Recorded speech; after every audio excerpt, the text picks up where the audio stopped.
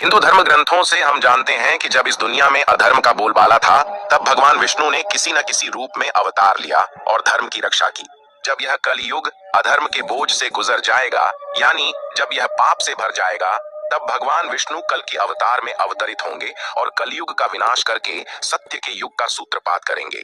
लेकिन अभी भी हम में से कई लोगों के मन में यह सवाल है कि कलयुग कैसा होगा।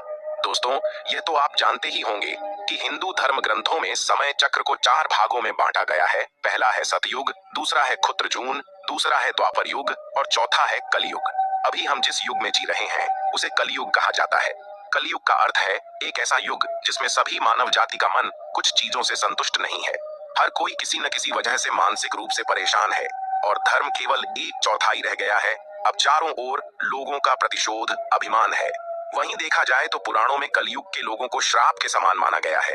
लेकिन दोस्तों, क्या आप जानते हैं कि इस कलयुग की शुरुआत कब हुई थी और यह अभिशाप आने वाले सभी युगों और युगों के लिए रहेगा।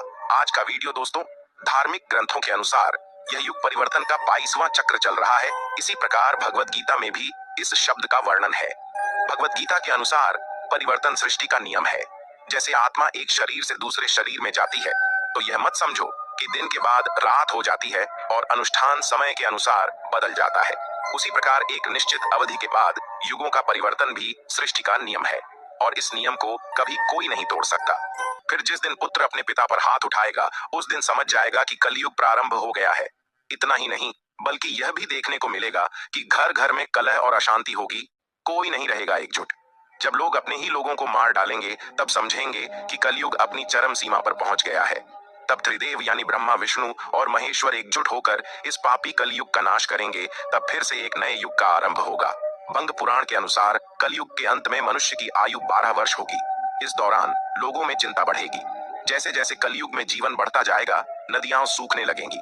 बेईमानी और अनुचित तरीकों से धन कमाने वाले लोगों की संख्या में वृद्धि होगी।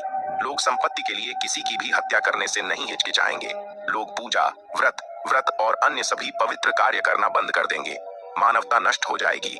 महिलाओं की बिल्कुल भी सुरक्षा नहीं की जाएगी। उनके अपने ही घरों में उनका शोषण किया जाएगा।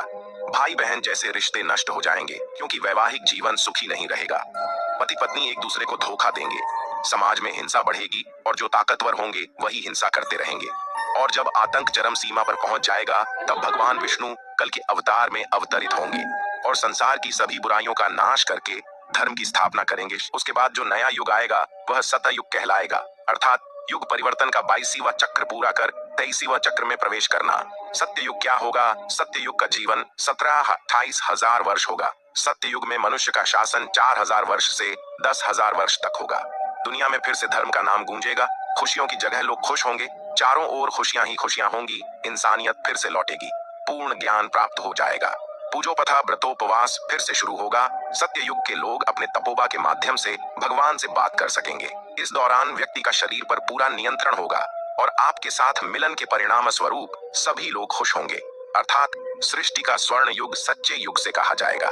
लेकिन दोस्तों, सतयुग आने में अभी काफी समय बाकी है, क्योंकि हम कलयुग में भी सत्य युग की तरह अपने धर्म और कर्म से जीने का प्रयास करते हैं, क्योंकि धार्मिक ग्रंथों में इसका वर्णन है। प्रिय दर्शकों, कृपया टिप्पणी करें कि आपको वीडियो कैसा लगा और अगर आपको वीडियो पसंद आए तो कृपया इसे लाइक करें।